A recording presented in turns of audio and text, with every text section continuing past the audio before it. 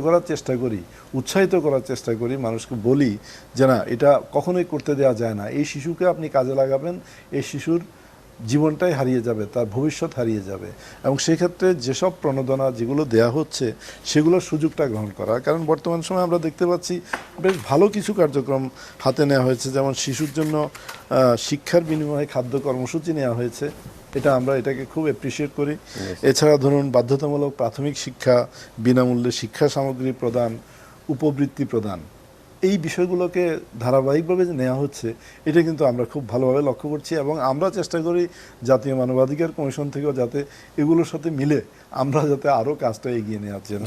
জরিপের তুলনায় এখানে 2003 সালে ছিল 3.38 মিলিয়ন, সেখানে 1.5 মিলিয়নে কমিয়ে নিয়ে আসা, এইটা কিভাবে সম্ভব হলো? মানে এটা তো ড্রাস্টিক্যাল একটা চেঞ্জ।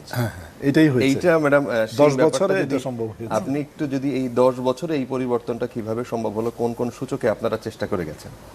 ধন্যবাদ। যেখানে এটা খুবই গুরুত্বপূর্ণ একটা জায়গা ছিল, এটা সরকারের একটা অঙ্গীকার ছিল, বিশেষ করে মাননীয় প্রধানমন্ত্রী শেখ হাসিনার একটা পরিষ্কার অঙ্গীকার ছিল যে একটি শিশুও শ্রম দেবে না, সে তার শিক্ষাটা সে যেন নিতে পারে। এবং যে কারণে যেটা আমরা দেখতে পেয়েছি, যেটা সব থেকে বড় সূচক যেটা ছিল শিক্ষা, স্কুলে যে বিনামূল্যে যে শিক্ষা এবং তাদের যে প্রণোদনা, তারপরে আপনার স্কুল ফিডিং প্রোগ্রাম, যেটা হলো খাওয়া, যে খাওয়াটা পেলে সে বাচ্চাটা স্কুলে যাচ্ছে এবং সে তার যে একটা বাবা মায়ের যে মানসিক, এখানটা এটা হলো সব থেকে বড় কথা আসবে, যে বাবা মা কিন্তু এবার বুঝতে পেরেছে যে শিক্ষা না হলে তার শিশুটি কোথাও গিয়ে কোনো কাজ ঠিকমতো করতে পারবে না। এবং তাকে যদি আমরা একটা শ্রম মানে ইউনিট হিসেবেই, মানে আমরা তো তাদেরকে প্রত্যেকটা মানুষকে আমরা লেবার ইউনিট হিসেবেই ধরি, সে যেভাবেই যে পয়েন্টেই আসুক না, শিশু থেকে একেবারে বৃদ্ধ পর্যন্ত আমরা একটা মানে জীবনের কর্মক্ষেত্রে থাকি। এবং এই শিশুটিকে যদি আমি এই কর্মকাণ্ডে জড়িত রাখতে চাই, তাহলে কিন্তু তাকে দক্ষ একটি মানুষ হিসেবে, সম্পদ হিসেবে তৈরি করতে হবে। এটা কিন্তু আমরা বলছি যে ডিভিডেন্ড, হ্যাঁ, একদমই বিনিয়োগ মানে। এবং এইটাই মাথায় রেখে এই নীতিমালা তৈরি করে, নীতিমালা একটা জায়গায় আছে, কিন্তু এটা যেটা মাননীয় চেয়ারম্যান সাহেব বলছেন এবং আমরা যেটা জানি, যেটা নিয়ে কাজ করছি, আমরা কিভাবে শিক্ষায়, যেমন আপনারা, আমি তো মাঠে গঞ্জে ঘুরে বেড়াই, সকালে আমরা কি দেখতে পাই, একেবারে আইল ধরে, মানে প্রত্যন্ত অঞ্চলে, এমনকি আপনার ইয়েতে, আমরা যখন ইয়েতের দিকে যাই, গাইবান্ধার চরে, সেইখানে পর্যন্ত যে শিশু মানে মেয়ে এবং ছেলে একেবারে ঝাঁকে ঝাঁকে টিয়া পাখির মতো ঝাঁকে ঝাঁকে তারা কিন্তু স্কুলে যাচ্ছে। এইটা যে একটা আমূল পরিবর্তন এসছে, সেই পরিবর্তনটাই কিন্তু আমাকে পুরো সমাজ থেকে একটা ঝাঁকিয়ে দিয়েছে যে আর শিশু শ্রম নয়, শিশু শ্রম করতে গেলে তাকে আমার একটি দক্ষ নাগরিক হিসেবে তৈরি করতে হবে, যাতে করে সে কোনো ধরনের এক্সপ্লয়টেশন, নানা ধরনের অত্যাচার যা আমরা দেখি এবং যেটা কমে এসছে। কি করে কমে আসলো আপনি যে প্রশ্নটা বলছেন, কারণ ওই জায়গাটাই আমরা অ্যাড্রেস করা হয়েছে। সরকার এবং বেসরকার, আমরা সবাই মিলে জানি এটা এককভাবে সম্ভব না, সরকার এবং বেসরকার সংস্থাগুলো মিলে একসাথে কমপ্লিমেন্ট এবং সাপ্লিমেন্ট করেছে। বিশেষ করে আমরা পিছিয়ে পড়া যেসব এলাকা হিসেবে সরকার চিহ্নিত করেছে, পাহাড়ি এলাকা, গারো হিলস থেকে আরম্ভ করে চর এলাকা, গারো হিলস এলাকা, হাওড় এলাকা, এইসব জায়গায় একেবারে আমূল পরিবর্তন। সুনামগঞ্জের একেবারে প্রত্যন্ত জায়গায় গিয়ে ভেতরে আপনি যদি চিন্তাও করতে পারবেন না, সেখানে দেখা যাচ্ছে কিন্তু বাচ্চারা স্কুলে যাচ্ছে। এমন কি যখন বন্যা হয় তখন কিন্তু মাচায় উঠে বসে থাকে স্কুলে যাবে, এবং বাবা মা কিন্তু মাথায় তুলে বাচ্চাদেরকে নিয়ে স্কুলে নিয়ে যাচ্ছে।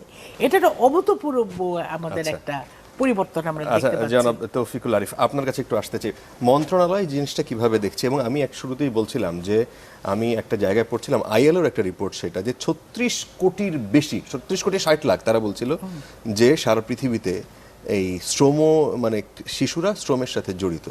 বাংলাদেশে এর ইয়েটা কি, মানে চিত্রটা? এই আলোচ্য বিষয়ে বেশ কয়েকটা কনসেপ্ট আছে। একটা হলো গৃহকর্ম, একটা হলো শিশু শ্রম আর তার অধিকার এবং সুরক্ষা। তো আমরা জানি যে আমাদের শ্রম বিষয়ক যে মূল আইন, বাংলাদেশ শ্রম আইন 2006, সেখানে শিশুর সংজ্ঞা দেওয়া আছে যে যাদের বয়স 14 বছর হয়নি তারা শিশু। অন্যদিকে আবার শিশু আইন 2013-তে বলা আছে যে যাদের 18 বছর পূর্ণ হয়নি তারা শিশু। কিন্তু যেহেতু শ্রম বিষয়ে রিলেটেড, সেই জন্য আমাদের এক্ষেত্রে শ্রম আইন সেটিকে অগ্রাধিকার দিতে হবে। অর্থাৎ আমার শ্রম আইনে যেহেতু শিশু শ্রম নিয়ে বলা হচ্ছে, সেক্ষেত্রে আমরা এটাকে প্রাধান্য দিব। সেক্ষেত্রে আমি ধরে নেব যে আমাদের 14 বছর পূর্ণ হয়নি যারা, তারাই শিশু আমার আইন মোতাবেক। আমার 2013-তে বাংলাদেশে শিশু শ্রমিকের সংখ্যা ছিল প্রায় 16,98,000। আমাদের 2022-এ যে প্রভিশনাল রিপোর্ট, সেটাতে দেখা যাচ্ছে যে শিশু শ্রমিক 17,76,000 শিশু শ্রমিক। শিশু শ্রমিক এটা কি শুধুমাত্র গৃহকর্মের সাথে না, আমি টোটাল শিশু শ্রমিকের কথা বলছি। বাংলাদেশের যে জাতীয় শিশু নিরসন নীতি 2010 আছে, সেখানে গৃহকর্মকে ইনফর্মাল সেক্টর হিসেবে গণনা করা হয়েছে। অর্থাৎ গৃহকর্মে শিশু কিংবা যারা কাজ করে, এটি ইনফর্মাল সেক্টর, এটা আইনি কোনো ভিত্তি নাই। যে কথাটা আমাদের মাননীয় সংসদ সদস্য বলছিলেন যে বাংলাদেশ শ্রম আইনে এই গৃহকর্ম বা গৃহকর্মীর বিষয়টি সংজ্ঞায়িত করা হয়নি। শুধুমাত্র আমাদের সামাজিক, আমাদের অর্থনৈতিক পার্সপেক্টিভ যদি আমরা চিন্তা করি, সেক্ষেত্রে আইএলও এবং ইউনিসেফের একটা রিপোর্ট আছে 2007-এ, যেটি প্রকাশিত হয়েছিল, এবং বর্তমানে 2022-এ যে জরিপের ধারাক্রম, সেখানে বলা যায় যে আনুমানিক 4.5 লক্ষ শিশু শ্রমিক গৃহকর্মে নিয়োজিত আছে, প্রায় 4.5 লক্ষ শিশু। এখন আমার শ্রম আইনে বলছে যে কোনো শিশুকে কোনো কর্মে নিযুক্ত করা যাবে না। জি, একদম ক্লিয়ার বলে দেওয়া আছে যে তাকে নিযুক্ত করা যাবে না। ডক্টর কামাল উদ্দিন স্যার, আপনি যখন স্বরাষ্ট্র মন্ত্রণালয়ের দায়িত্বে ছিলেন, তখন আমরা দেখেছি যে তেজগাঁও জোন সহ বিভিন্ন জায়গায় শিশু নারীদের অধিকার বাস্তবায়ন এবং ওয়ান স্টপ সলিউশনের একটা আপনারা কার্যক্রম হাতে নিয়েছিলেন। সেই জায়গাটায় মানে আইনি সুরক্ষা যদি বলেন, স্যার যেটি বলছিলেন যে গৃহকর্মীদের ক্ষেত্রে এই আমরা মাঝে মাঝে বিভিন্ন সময় একটা অ্যাক্সিডেন্টের কথা শুনি, থ্রো হচ্ছে পুলিশ, থ্রো হচ্ছে ডিবি অফিস, যে তখন দেখা যায় একটা প্লেট ভাঙার অপরাধে তাকে এই শাস্তি দেয় যারা তার মালিক, মানে কথিত মালিক হিসেবে যারা বনে যায়। এই জায়গায় সুরক্ষার বিষয়টা স্যার আপনারা কিভাবে দেখেন এবং মনিটরিংটা? অবশ্যই এটা খুবই নিষ্ঠুর একটা আচরণ, কল্পনা করা যায় না যেভাবে একটা শিশুকে আঘাত করা হয়। এবং সেগুলোকে আমরা যখনই এই ধরনের কোনো ঘটনা ঘটছে আমরা জানতে পারি, সাথে সাথে আমরা সেই বিষয়টিকে আমাদের কার্যক্রমের আওতায় নিয়ে আসি। যেমন ধরুন, সাম্প্রতিক একটি উদাহরণও আছে। আমরা শিশু খাদিজা, তাকে অত্যাচার করা হয়েছিল একটি বাসায়। তখন তাকে তার সে বিষয়টিকে প্রতিকার পাওয়ার জন্য তার পরিবার থেকে তার বাবা গিয়ে পুলিশ স্টেশনে গিয়েছিল, মামলা নেওয়ার জন্য বলেছিল, মামলা নেয়নি। তখন জাতীয় মানবাধিকার কমিশন থেকে তখন আমরা নোটিশ জারি করলাম যে কেন মামলা নেওয়া হলো না। তারপরে তো এই মামলা না নেওয়ার কারণে পরবর্তীতে এটা নিয়ে আমরা কমিটি গঠন করলাম স্বরাষ্ট্র মন্ত্রণালয়, এবং স্বরাষ্ট্র মন্ত্রণালয় থেকে দেখার প্রয়োজন হলো যে এটার উপর রিপোর্ট দেবে যে কি কারণে এই রিপোর্ট নেওয়া হলো না। এই বিলম্ব হয়েছে বেশ কিছু, কিন্তু পরবর্তীতে কিন্তু এটা সুপ্রিম কোর্টের হাইকোর্ট ডিভিশন পর্যন্তও গিয়েছে এই বিষয়টা আলোচনায়, এবং শেষ পর্যন্ত প্রতিকার এই মেয়েটি পেয়েছে। এবং আমরা জরিমানা করেছি 50,000 টাকা এই মেয়েটির হাতে তুলে দেওয়ার জন্য। এবং তার যে চিকিৎসার প্রয়োজন ছিল সেটা আমরা মেডিকেল কলেজে ডাক্তারদের দিয়ে পরীক্ষা করিয়ে এটা করেছি। এটা একটা উদাহরণ, কিন্তু এই ধরনের ঘটনা দুর্ভাগ্যক্রমে বিভিন্ন সময় ঘটছে। এবং সেখানে অনেক সময় এই শিশুদেরকে, আপনি যেটা বললেন যে ক্রাইসিস সেন্টার, ওখানে অনেক সময় সাইকোসোশ্যাল কাউন্সেলিংয়ের প্রয়োজন হয়। সেই বিষয়গুলোর ব্যাপারেও আমরা ডিরেকশন দিয়ে থাকি আমাদের মানবাধিকার কমিশন থেকে। বিশেষত এই যে গৃহকর্মী যারা আছে তাদের সুরক্ষার জন্য, তারা যে ঝুঁকিপূর্ণ কাজে আছে, এই বিষয়টা এখনও কিন্তু সেই ঝুঁকিপূর্ণ কাজে 2006 সালের যে শ্রম আইনে যে ঝুঁকিপূর্ণ কাজের 38টা কাজের তালিকাভুক্ত করা হয়েছে, তার ভিতরে এটি অন্তর্ভুক্ত নয়। এখন আমরা বলছি যে এটা অন্তর্ভুক্ত করতে হবে। আমাদের জানা মতে শ্রম মন্ত্রণালয় এটাকে বিবেচনায় রেখেছে, এবং আমার বিশ্বাস যে তারা সহসা এটা করবেন। অ্যারোমা দত্ত, আপনারা যেহেতু সংসদের একটা ককাসের ভাইস চেয়ারম্যান হিসেবে দায়িত্ব পালন করছেন, আমি একটা ছোট রিপোর্ট পড়ছিলাম, সেখানে 2020 সালের একটা পরিসংখ্যান দেখছিলাম যে বাংলাদেশে প্রতি 24 ঘন্টায় 6,070 শিশু জন্মগ্রহণ করে, এবং স্যার যেটি বলছিলেন যে দারিদ্র্যের ফসল হচ্ছে এই শিশুদের শিশু শ্রমের মধ্যে নিয়ে আসা, তো সেই জায়গায় আপনারা সংসদ থেকে কিভাবে এই জিনিসটা মনিটরিং বলেন বা এই যে ঝুঁকিপূর্ণ কাজের সংজ্ঞা বলেন, মানে এই জায়গাটা কিভাবে আপনারা অন্তর্ভুক্ত করতে পারেন বা করছেন, চেষ্টা করছেন? এটা সংসদীয় মানে যে আমরা সংসদে যারা আছি, সংসদীয় ককাস বলেন বা সংসদে আমরা যারা আছি বা এনডিএ নিয়ে কাজ করি, সেটা হলো যে আমরা এটা কিন্তু প্রতিনিয়ত কিন্তু আমরা ইন্টার মিনিস্ট্রিয়াল কোঅর্ডিনেশনটা করি। জি, হ্যাঁ, এবং আমরা দেখি যে নীতিমালাগুলো বাস্তবায়ন হচ্ছে কিনা। আমাদের কিন্তু খুব ভালো নীতি এবং আইন আছে, অসম্ভব ভালো, যেটা আশেপাশের কোনো দেশে নেই।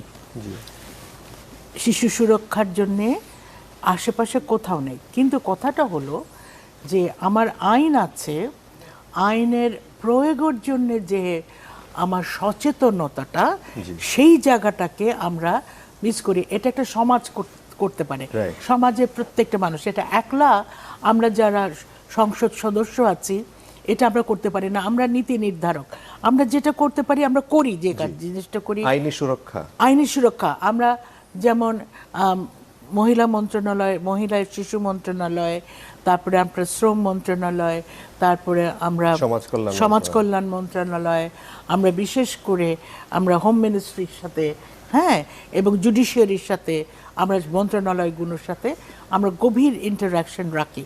কিন্তু কথাটা হলো যে আমার কাছে কেসগুলো তো সমাজ আমাকে যেসব জায়গায় যেসব শিশুরা নির্যাতিত হচ্ছে, এই যে কথাটা বললেন, যদি আসে, এবং এখানে কিন্তু খুব বড় রোল রাখে কিন্তু আমাদের জার্নালিস্টরা। এটা হলো সব থেকে বড় জায়গাটা হলো আমাদের অ্যাওয়ারনেস বিল্ডিং। একটা বিষয় আছে ম্যাডাম যেটি বলছিলেন যে অনেকগুলো মন্ত্রণালয়ের সাথে জড়িত, শিশু মন্ত্রণালয় বলেন বা স্বরাষ্ট্র মন্ত্রণালয় বলেন বা সমাজ কল্যাণ বলেন, এইখানে আবার ফোকাল পয়েন্ট হচ্ছেন আপনারা। এই যে শ্রমের ক্ষেত্রে যদি বলেন, সেই জায়গায় কি একটু ঘাটতি হয় বা সেগুলো আপনারা কিভাবে? আমি তার আগে মানবাধিকার কমিশনের চেয়ারম্যান স্যার যে বিষয়গুলো বলছিলেন আইনি সুরক্ষা, আমি স্যারের সাথে জাস্ট একটু যোগ করি। স্যার মানবাধিকার কমিশনের চেয়ারম্যান হিসেবে বিভিন্ন নির্দেশনা কিংবা কোনো আইনি ঘাটতি থাকলে সেই বিষয়ে পরামর্শ নির্দেশনা প্রদান করেন থাকে। শিশু সুরক্ষার জন্য কিন্তু শিশু আইন 2013-তে বিস্তারিতভাবে বলা আছে, এবং সেখানে একটি ধারাই বলে দেওয়া আছে যে শিশুকে যদি জবরদস্তিমূলকভাবে কোনো গৃহকার্যে নিয়োজিত করা হয়, অত্যাচার করা হয়, এটা কিন্তু দণ্ডনীয় অপরাধ, এবং সেই অপরাধের কথা বলাও আছে সেই বিষয়ে। এবং সেজন্য দায়িত্বপ্রাপ্ত কর্মকর্তা নির্ধারণ করা আছে, পুলিশ অফিসারও নির্ধারণ করা আছে। সুতরাং আমাদের মাননীয় সংসদ যেটি বলছিলেন যে আমাদের আইনে সুবিন্যস্তভাবে সুন্দরভাবে ব্যাখ্যা বিশ্লেষণ দেওয়া আছে, সেটি প্রায়োগিক সমস্যা, এবং এই প্রায়োগিক সমস্যার বিষয়ে আমাদের মাননীয় চেয়ারম্যান স্যার যেটি বললেন, ওনাদেরকে হস্তক্ষেপ করা লাগে, যেহেতু সে পথে চলে না। আমাদের আমি শুরুতে বলেছিলাম যে আমাদের এই শিশু শ্রম নিরসনের জন্য ন্যাশনাল প্ল্যান অফ অ্যাকশন আছে 21 থেকে 25 মেয়াদি। সেখানে কিন্তু আমাদের মহিলা শিশু বিষয়ক মন্ত্রণালয়, সমাজ কল্যাণ বিষয়ক মন্ত্রণালয়, স্থানীয় সরকার, আমাদের মন্ত্রণালয়, অর্থাৎ নারী এবং শিশু নিয়ে, বিশেষ করে শিশু নিয়ে যে সকল মন্ত্রণালয় কাজ করে, তাদের প্রত্যেকটা বিষয় আলাদা করে একটা চ্যাপ্টার ভিত্তিক কর্মপন্থা নির্ধারণ করে দেওয়া হয়েছে, এবং এটি বাস্তবায়নের জন্য আমরা একটা প্রকল্প গ্রহণ করেছি। এর আগে একটি প্রকল্প ছিল যে ঝুঁকিপূর্ণ শিশু শ্রম নিরসনের জন্য প্রকল্প, তারই ধারাবাহিকতা আর একটা আমরা প্রকল্প নিচ্ছি, যেখানে সকল মন্ত্রণালয়ের জন্যই আমাদের আর্থিক বরাদ্দ থাকবে, যাতে করে যে কার্যক্রমগুলো আছে সেই কার্যক্রমগুলো তারা বাস্তবায়ন করতে পারে। এটি আমরা প্রতিনিয়ত আমাদের ডেভেলপমেন্ট পার্টনার হিসেবে ইউনিসেফ আমাদেরকে সহায়তা করে থাকে। আমরা এটিকে পর্যালোচনা করি, প্রতি 3 মাস অন্তরই পর্যালোচনা করি, সংশ্লিষ্ট সকলকে নিয়ে আমাদের প্ল্যান অফ অ্যাকশন। একই সাথে আইলও আমাদেরকে এই ক্ষেত্রে, যেহেতু তারা লেবার নিয়ে কাজ করে, তারাও আমাদেরকে সহায়তা করে থাকে। সুতরাং আমরা আমাদের ন্যাশনাল প্ল্যান অফ অ্যাকশনে যে কার্যক্রমগুলো আছে সেই কার্যক্রমগুলো বাস্তবায়ন হচ্ছে কিনা সেটি প্রতি 3 মাস অন্তরই কিন্তু আমরা একটা সমন্বয় মিটিং করি এবং এটি পর্যালোচনা করি। এটি ঠিক শ্রম নিয়ে যেহেতু এই মন্ত্রণালয়ের দায়িত্ব, সুতরাং আমরাই সেটাকে চেয়ার করি এবং আমরাই তাদেরকে নিয়ে নানা রকম পরামর্শ, নানা রকম অনুরোধ আমরা করে থাকি, যাতে এই কাজগুলো করলে, এবং আপনারা এইভাবেই চেষ্টা করে যাচ্ছেন। স্যার, আমাদের হাতে সময় শেষ। আপনাদের অসংখ্য ধন্যবাদ। এই বিষয়টা নিয়ে আসলেই টেলিভিশনে বা পত্রিকায় আলোচনা এইভাবে হয় না, যেটা হওয়া দরকার। এবং দর্শক, আপনারা যারা শুনছিলেন এই আলোচনা, এবং ম্যাডাম খুব স্পষ্ট করেই বললেন যে এইটি আসলে সামাজিক এক রকমের সমস্যা যার যার জায়গা থেকে যদি সোচ্চার আমরা না হই, তাইলে কিন্তু সামনে আসলে আমাদের জন্য দুর্যোগ, যেটা আস্তে আস্তে ম্যাডাম যেটি বলছিলেন যে কমে আসছে, এবং ভালোভাবেই বাংলাদেশ এই দিকটা নজর দিচ্ছে এবং এগিয়েও যাচ্ছে। সেই ক্ষেত্রে আপনারও সক্রিয় ভূমিকা দরকার। অনেক ধন্যবাদ যারা আজকে আমাদের এই অনুষ্ঠান দেখছিলেন।